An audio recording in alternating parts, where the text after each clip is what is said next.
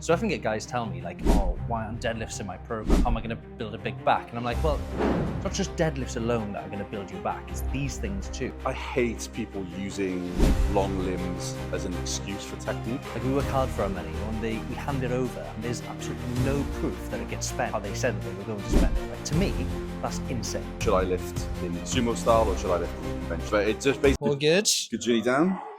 No, mental. Why? Just traffic lights and roofs. So it just took me ages. Good job. I always make sure that I leave at past. Yeah, you always text me when you're on your way. I know, with 3 kisses. Yeah. It's a force of habit because I do it to Soph. Yeah. So I was like, I know. Yeah, it's Like, weird. Isn't it? You send it. I literally know now because I'll be PT in days. My phone will vibrate in my pocket. I'll look at the clock over there and I'll be like, that's Dan telling me he's on his way. Day finishes his set, I have a little look, 3 kisses, on my way. I don't know why I do it. It's force of habit. Yeah. It's weird, isn't it? It's weird. I was on the way down here, and I was like, oh, how can I? Is something I want to talk to Jord about today. Because one of the clients in the gym has literally just nearly killed herself. And I was on my way down here. I was like, I'm going to ask Jord about this because me and Brad spoke about it a few weekends ago. I didn't know it was happening, but have you heard what Musk and Trump are doing? No. Just no like idea. Literally, like political radar is just low. Right. So enlighten me. I want to hear your opinion on this. So they've basically Trump's gone into office, hasn't he? He's got what's his name, Musk, with him, and they've set up this. I guess it's an organisation. It's called Doge. So it's the Department of Government Efficiency. And what they're basically doing is they're going in and they're looking at what previous presidents did in their team. And they've noticed that there's so much of taxpayers' money being wasted and going to, so to give you some context, there was, I think 20 million or 10 million pounds was going to I want to say Iranian or some kind of foreign country to aid their version of Sesame Street. Shut nah. Bro, it's literally online. This is not, it's not fake. Nah, surely. Swear, it's online. £5 million was going to the Taliban to fund condoms. What? I know. So you sure? Isn't not just people taking the piss? No. It's literally all online. What the fuck? I know. And that makes me think how much. So they've gone in basically, and they are getting rid of a lot of money. Now that's a good thing, right? That they're going in and they're almost looking at where's the government, where is the people's money going? Yeah. Which is a good thing. But then I was reading something the other day, and I think they were also funding like a sex clinic in South Africa, like giving them money. So the US is paying for the South African sex clinic. And there was this woman who was rocking up, and the sex clinic had to close down because there was no funding for it anymore. So she was like, well, I think she was a prostitute or something. She was like, oh, well, like, how am I going to get my STD shit and condoms and whatever she needed? In South Africa? In South Africa, yeah. And I went into the comments like I usually always do, and there was arguments like being like, why are the US funding South Africa's, sex clinics? Yeah.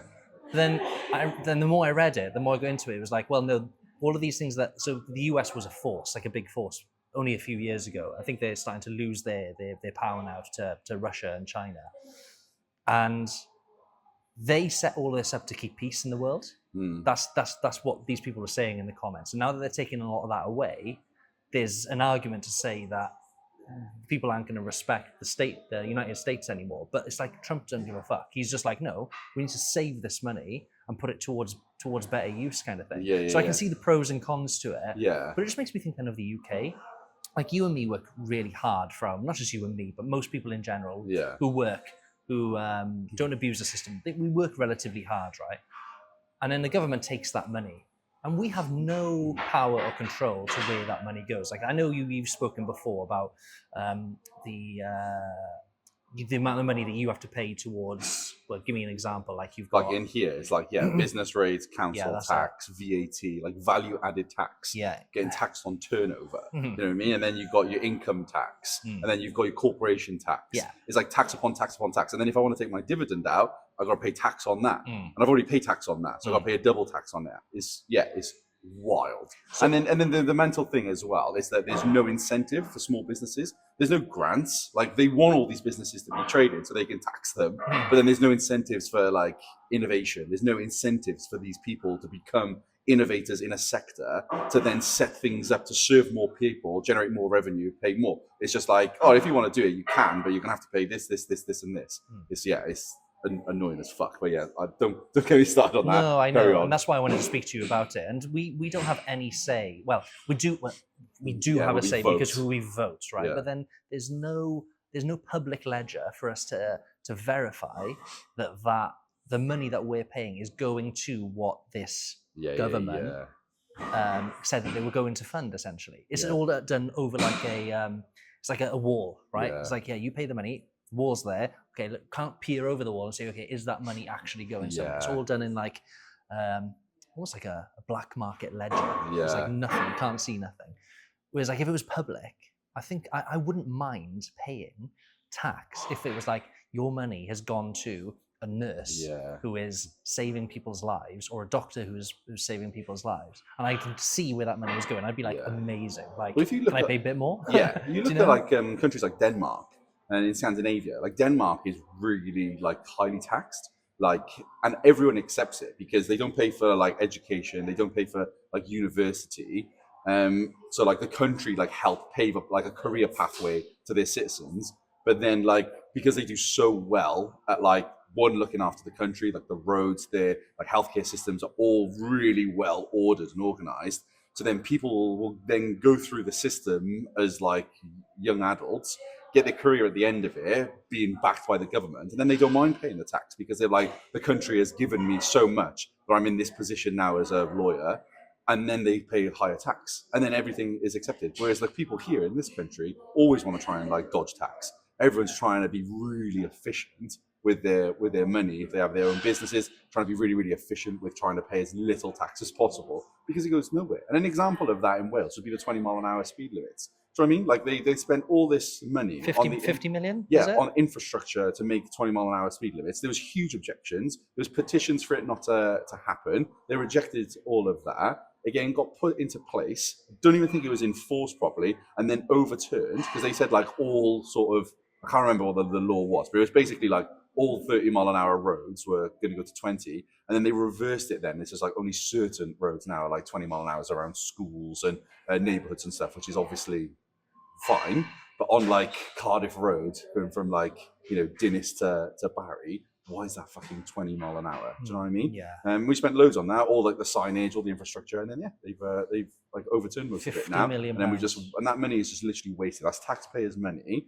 They had this idea, and the guy that thought of the idea and was enforcing it doesn't drive. And a lot of the what? Yeah, mental. Is that true? Yeah, that's true. And also, loads of cars can't just function at 20 mile an hour. It's like in between gears. So it's really bad for the cars and then fuel economy and the environment, because the cars are working harder because it's in that in between speed. It's fucking ludicrous. It's mental. I know. It's almost like they have these ideas in their heads and just run with it. And the funny thing in America now is there's a lot. So Trump and Musk have put this thing in place. The other side then, so I think you've got like Democrats, haven't you, in America, and Republicans. I don't know which ones are which. I have no fucking idea. But you've got the other side who are now basically like filing lawsuits against them because it's going to uncover a lot of corruption. Yeah. Because all that money, like all that money that was going in was like, oh yeah, I know this person. Yeah, we'll It is that. It's all transactional. Yeah. It's all transactional to line people's pockets, and it's all like, oh, you scratch my back, so I've got to scratch yours, so we'll do this for you and stuff. So I think a lot of it is not even really in the best interests of like the people. It's just business within government. Yeah. And do you know what's mad? Like, I think 20 years ago, people wouldn't really be, or not many people would be having these conversations. Yeah. Now it feels like the majority of people are having them. I just think there's going to come a time where government will become obsolete. Like, people will just start questioning it more, and then all of a sudden something will come into play. Maybe it's AI, maybe it's crypto, and it'll be like, don't need government anymore. Yeah. It's going to take time, but it'd be really nice to see that happen, because it's not going to stay forever. Yeah, I know. At one point, there was never a government. Yeah. So well, who's to say in 100 years that there's going to be government? Like, Yeah. the world is always changing. I know. Like, it's fact. It's progressive. I think, I don't know, I think we could talk about this for ages. And I know there's probably some people listening to this going, oh, these boys haven't got a clue. But But we don't. But we don't really. No, we really don't. I don't think many people do have a clue. Yeah. But one thing that we do have a clue about is deadlifting. So I know today we wanted to talk about, you wanted to unpack sumo deadlifting versus conventional deadlifts. Which one someone should pick based on, well, your expert opinion. So talk to me. So I think the first thing we'll sort of start is it cheating? Is sumo cheating? Oh god. Let's start with Let's start with that. Yeah. Is sumo cheating? So sumo deadlifting being an option in a powerlifting sport, and you're allowed to do it, and if you get it from A to B, it's fine. No, it's not fucking cheating. But yeah, like I think that the thing to start is like when people talk like sumo and versus conventional, they see them as very like different movements, but it literally like it's the same movement. It's both a deadlift, right? Where the power is generated from, where it travels to, is exactly the same. Sumo, conventional. The difference with sumo is obviously you're standing outside of your grip. Conventional, you're standing like inside of your grip, and by having your feet relatively wider than your grip, it means there's a greater demand in like flexibility and stability at the hip, which means then that is the sort of main differentiating factor. It's like, one, are you flexible enough to get into the gold standard like sumo position? And then do you have enough stability being motor control, access in the position, and strength strong enough to maintain it? If you've got the flexibility and stability to maintain your hips in sumo, then I'd say then that's that's an option for you. So then to answer the question is like, which one should you do? I'd say you choose the one that you're stronger in. If you're a powerlifter, like you don't get no bonus points for pulling conventional 10 kilos less, you know. So if you're stronger in sumo, you should pull sumo. But everyone should do conventional, but not everyone should do sumo. So Okay. like if you're a conventional puller, you won't get any gain by including sumo deadlifting into your training. But if you're a sumo deadlift puller, conventional should be like in your training the majority of the time. Okay. So why then? Why? So I'm a sumo puller, and you've been telling me recently, add some conventionals into your deadlift. Yeah. Into your program, sorry. Whereas if I was pulling conventional, you're telling me don't bother doing sumos. Correct. Like there's no point to it. So I'm going to come back to that question, but I'm going to ask something different first, and that is, if you're just starting out in the gym, you're a beginner, you've never really deadlifted before, and you're saying pick the one that's strong, you're stronger in.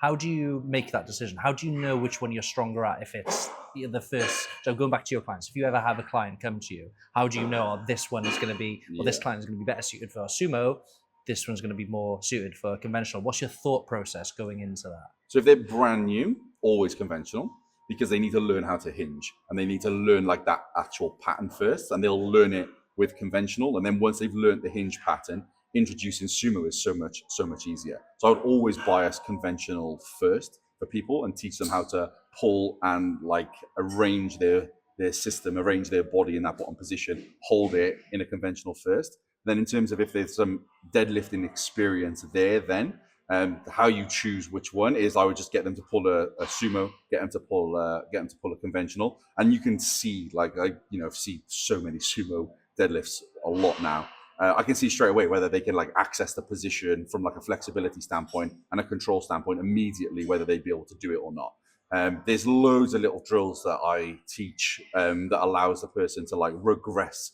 their sumo so they can build like proprioception and sort of like stability and strength in positions from like various points. So we do like block sumos and stuff like that. Pulling from an elevated position. Exactly, blocks, yeah. okay. And then that's a really good way to help people to understand how to specifically strengthen the hips in sumo. It's so hard to like train the hips like you are in a sumo deadlift. So hard to train it in like other exercises. It's really specific to the task.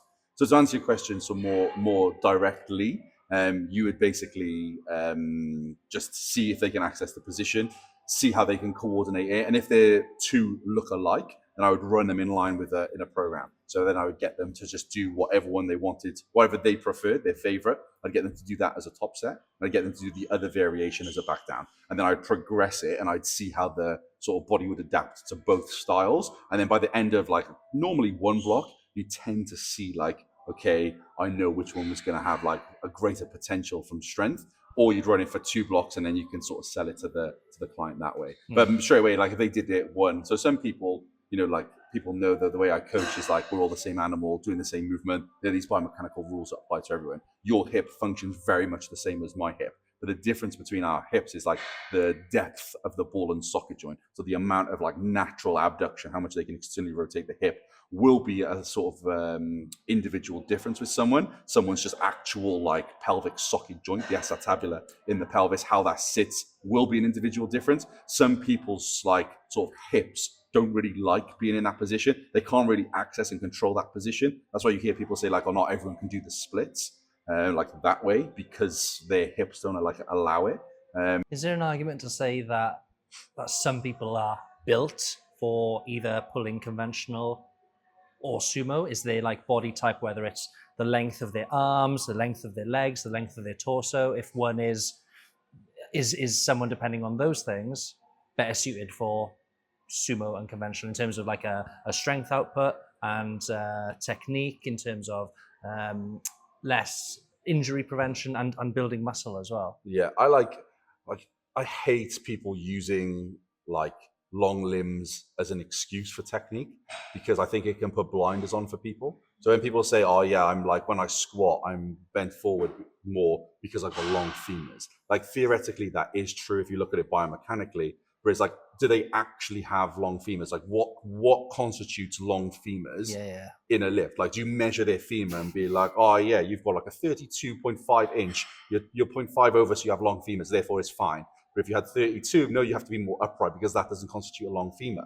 So it's like, oh, it's annoying. And then people will say that when they just see the habits of those people. So it's like, do they actually move like that because of long femurs? Or is it they just got real shit hip control? And as a result, then they can't control their hips through space. So then they just fold in half. Yeah. And also someone's looked at them and gone, you've got really long femurs. That's why you're leaning forward. And they've gone, oh, okay. Oh, yeah, that's why. I know. It's like, no, mate. You just got really shit hip control, which is why you're folding in half. Do you remember Lane Norton? Yeah. Do you remember his squat? Yeah, 100%. Like coming out of the hole was literally like... Yeah, mate, shit squat. Like real shit squat. But world record holder. So then the answer to that, because I love it when people create arguments with me like that. It's like, they're like, yeah, but he was a world record holder. Yeah, cool. He's fucking like the 1%. He was really strong. I'm not saying he's not strong. I'm saying he's got a shit squat though. But I'm not saying he's not strong. Then the question is, how strong could he have been? How much more kilos could he have added to his world record if he addressed those issues?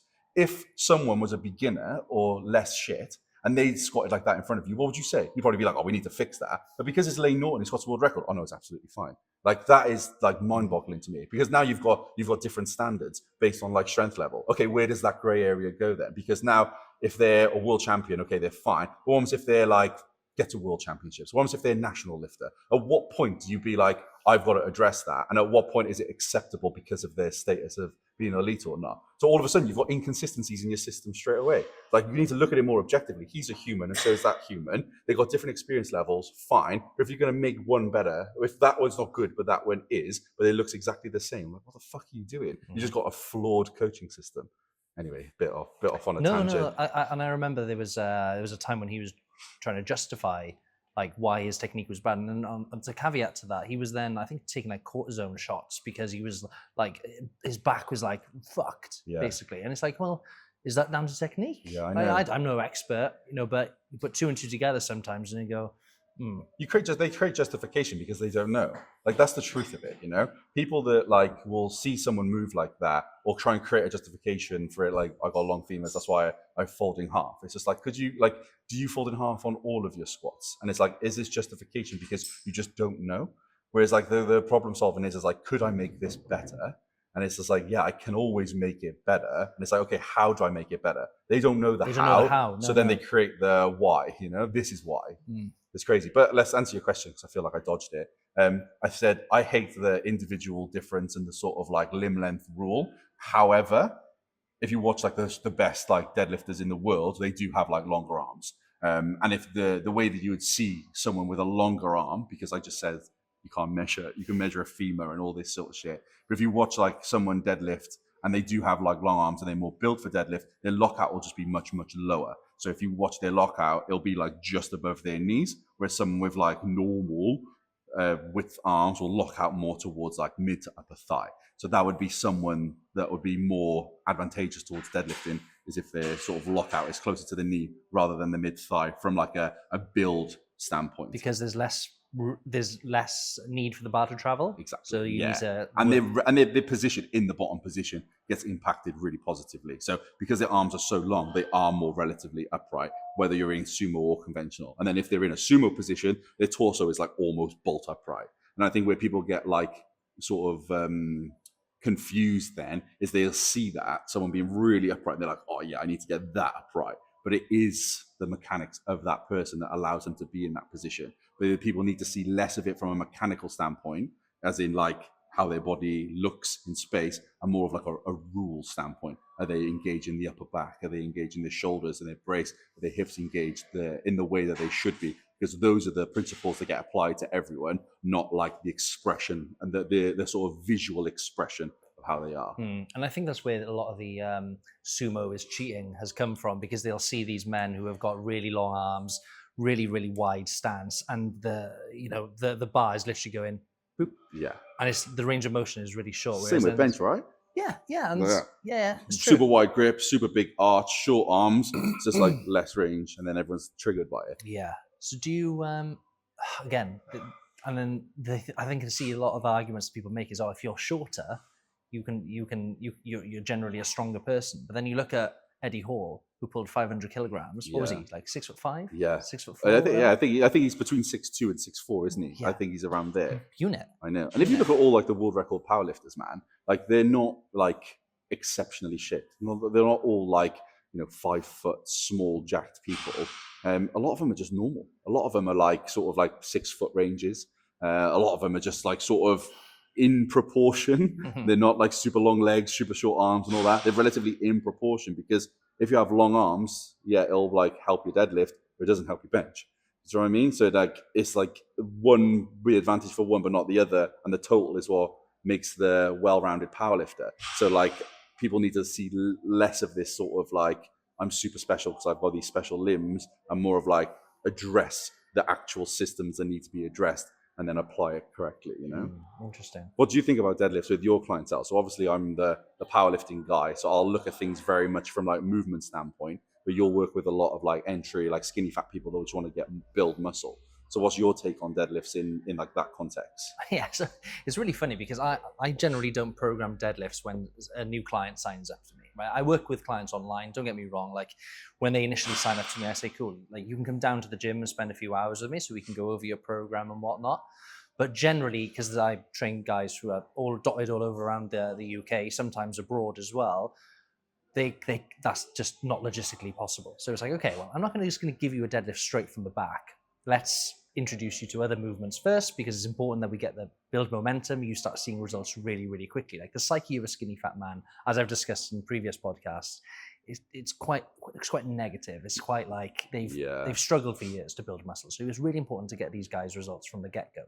Now, as I've said in other podcasts before, I'm generally not a fan of compound lifts, like this programming squat, bench, and deadlift to my skinny fat guys, because they're skills, and skills require a bit of time to learn, which is fine. The long-term goal is always to get them to squat, bench, and deadlift. Now that can come in month 2, month 3, phase 3 or 4 of their program, depends on how fast they learn skills. So that's generally what that comes down to. But in terms of programming, like sometimes I a couple of months ago, I gave a client his new program. He said, "Oh, there's no deadlifts in here. How am I going to train my back? Like, how's my back going to build?" And I was like, "What do you mean?" He said, "Well, yeah, that's what builds a big back, right? Deadlifts." I was like, no, like that's just a tool to build a bigger back. Like there's other things that you can do in the gym that will build a bigger back. Possibly recruit your back better by doing things like, I don't know, a lat pull down, for example, or a single arm cable row, or some of the machines that you've got here, which you train your back, and your back actually hurts the next day because you've actually trained your back. Whereas with like a deadlift, yeah, okay, your back is being recruited. It has to support your torso. It has to, lift the weight up, but it's not the prime mover, So it's like there's other options, there's other tools. Like exercises are just tools. Yeah, Do you know what I mean? It's almost like people think that they see someone doing a different movement that maybe goes against the grain, and they go, "Oh, why are you just making those exercises up?" It's like every exercise is fucking made up. Every exercise in this gym is made up at one point. So people see these like weird movements that some guys do, training their back, for example. Just deadlift. Why are you trying to be fancy? Just stick to the basic. It's like, no, like all of these tools are there to build a muscle. You know what I mean? So I don't know if you've seen that online. Oh, mate, 100%. There's loads of like these throwback videos now, like when Ronnie Coleman was back in the day doing like really heavy rows, and they're like, "Oh, this is what bodybuilding used to be like." And then now, bodybuilding, there's like a guy just doing like these rows like this, and it's really fucking they're like funny. slagging him off, saying just train like Ronnie Coleman. Yeah, and you look at Ronnie now, he's like fucking I walk. I know. Bless him. I know. Legend of the game, mind. But that's my stance on it. Yeah, like I'm a power lifter. I love squat, benching, and deadlifting, but they're just a tool. Yeah. Don't get married to them. Like, don't get fucking offended, and don't get so caught up in your emotions when someone provides a different opinion or a different exercise that doesn't align with your sport. It's like everything's just a tool. Give the person the best possible tool that they need to build muscle, burn fat, whatever they need to do, essentially. 100%. I like the way you approach it as well with your like newer guys as well. Like that idea of just like entry level like movements. You get like work done really quickly. Yeah. Build a base, build a foundation, and then add minutes. a little bit of like exercise complexity to it, and it probably keeps them motivated for a long time. Like your clientele, skinny fat, are probably people that just like can fall off the wagon, you know, like with their training, like momentum and their sort of like training consistency. Like other guys I work with, I have a consultation with a woman this morning, and she was like, I just want to be as strong as I can be. So she'll just do anything I say. Like there's your clientele that are like really different. So like it's gonna have different approaches. I could make this girl just do the same shit all the time if I know it's gonna make her stronger. And if she knows it's gonna make her stronger, she's gonna rock up and just do it. Whereas your guys will be like, oh, I'm a bit bored now. I feel like we're just doing the same thing. I want to have a little bit of a change. And the good thing with you is like you create that. You know, you give them like, this is like phase one. This is like really like work capacity, build this. And then the next time we can try and do this, try and do that, and then go from there. I think it's powerful. I think it's really interesting what you said there about the getting bored part. Like I've had clients message me before and go, oh, week 3 training is the same as week 1 and week 2. Mental. I'm like, no, like that's how you get stronger at stuff. That's how you build muscle, is you repeat the same process for anywhere between 4 to 6 weeks. Then you change it around. You know, they're used to trying to shock their body into growth, you know, by fucking going from just going into the gym and picking one thing, and then next week they're doing something completely different stimulus, and they're going, oh, why aren't I growing? I'm training, I'm going to the gym. It's like, fucking, I drive a car. I'm not gonna be a fucking F1 driver. You know, just because I drive doesn't mean I'm going to turn into a pro. It's the same with you in the gym. Just because you go to the gym, you're not entitled to get results. Like there's principles, there's a plan that you need to follow. You know, there's structure to this. I think that's a mistake that a lot of men make.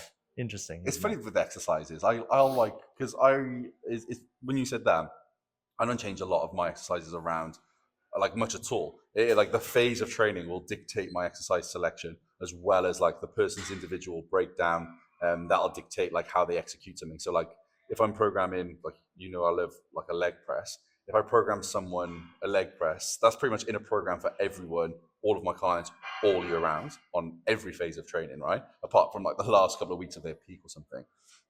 But like if someone's like knees cave in when they squat, I'll cue it very specifically on a leg press. If someone really struggles to like move through space to get into deep hip flexion, I'll get them to do a leg press, I'll get them to do a single leg, so then they can bias that range. If someone is missing internal rotation strength, so their knees are always going out, I might make them do it in a close stance and make them bias like their pressure on their big toe and tracking their knees forward and back. So I've got the same exercise there with 3 different like breakdowns. And like, spoiler alert, there's no more breakdowns than that for hips on a squat. There's pretty much those 3.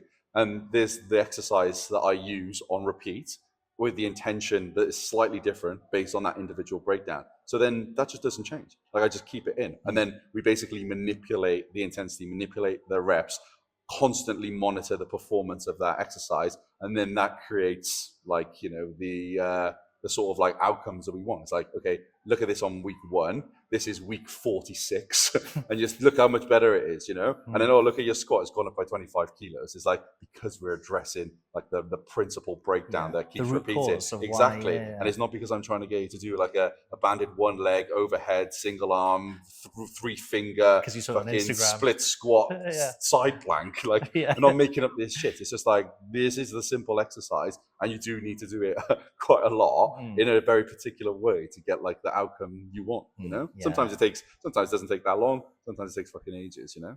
Yeah, interesting. It's good. I think we're both on the same page, aren't we, when it comes to our programming and how we approach our philosophy. I think we're quite. They're different, but similar. Yeah, I think what's nice is like, you know, I work with more of like, you know, established clientele. You work with more beginner clientele. We have like the same like sort of principles we apply into our program, but we have like different ways in which it branches off based on like the outcomes that these people want. You know, your skinny fat guys want to look jacked and be confident in the gym. My guys just want to be like either the strongest in the world or they just want to be as strong as they can be. So it's like it's quite a nice like variety. And I think there's a lot of overlap as well. I think who doesn't come into the gym to want to look good as well, right? Sure. Like your powerlifters, probably it's an element of them that they want to look relatively good as well. Yeah, that's for sure. I wouldn't like sacrifice like my muscle for more fat and more weight on the bar. For even if it meant being world champion. We got the spanners has gone in there. No. We need to unpack what that could lead to, and then we can have a chat. All right. But initially, like, no. I'm a fucking world champion anyway. In your own head. In my own head, I am. Nice. Okay, so a question to finish the podcast off is, again, completely changing the topic, but it's what lyrics from a song have changed the way you see the world.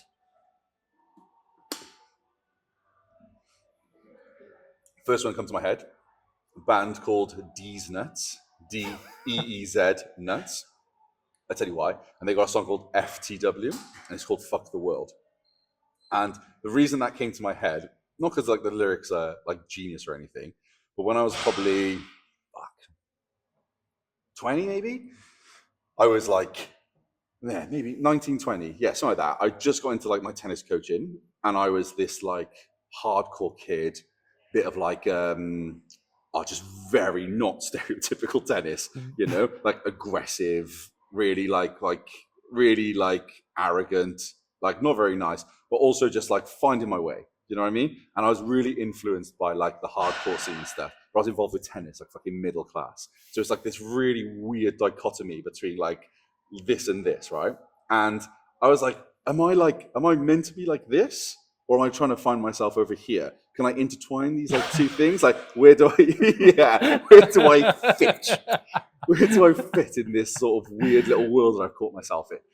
Anyway, and I thought of myself of being this like, wanted to get tattooed, and I had like lip piercing, tongue piercing, nose piercing, I had massive flesh tunnels, like 30 mil. I was like really like different looking to like these tennis guys.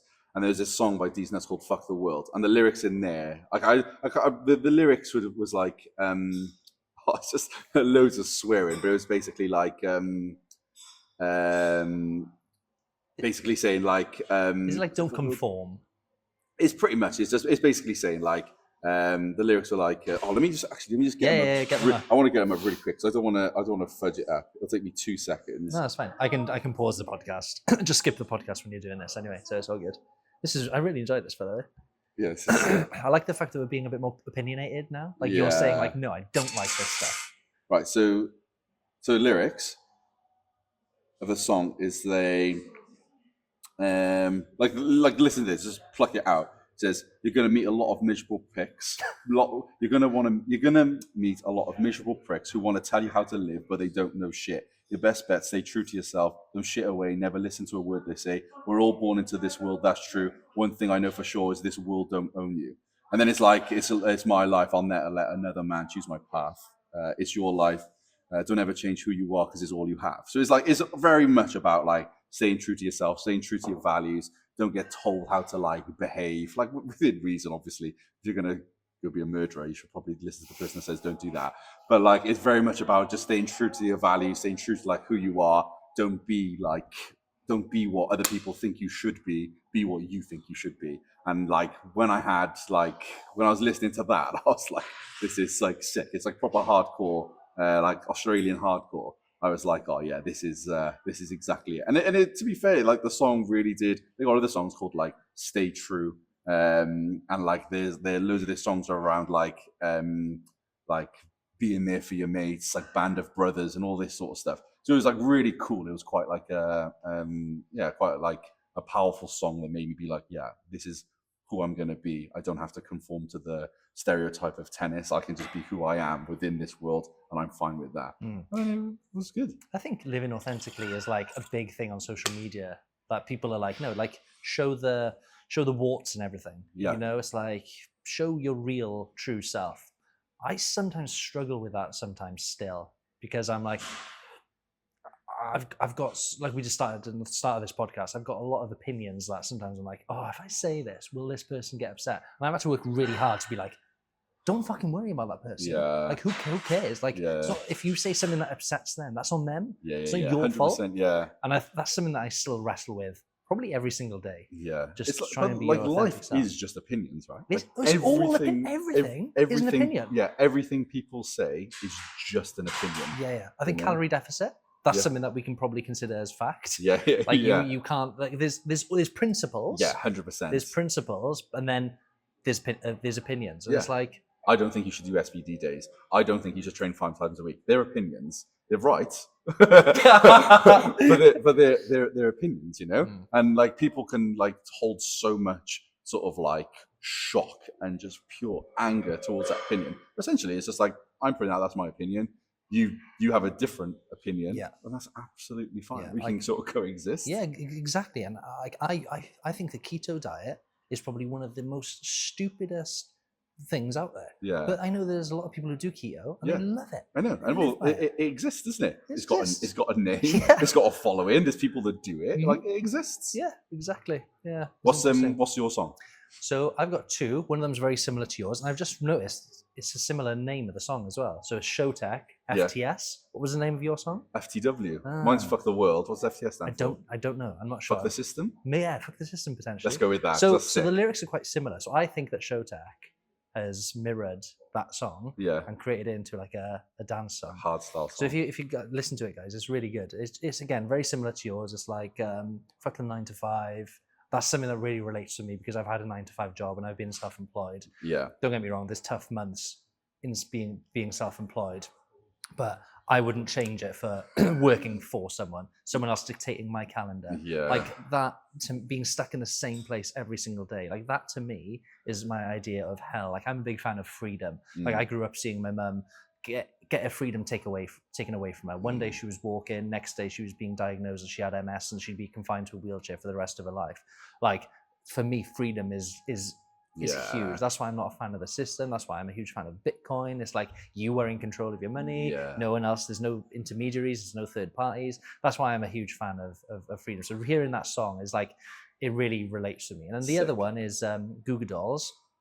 I'm not sure which song it is. Maybe it's Iris. I can't remember. But there's a part that says, "Scars are souvenirs you never lose." And that really relates to me because I grew up with really bad acne. I've got scars all over my back. People probably think I'm on gear, but it's just fucking scars from when I had acne.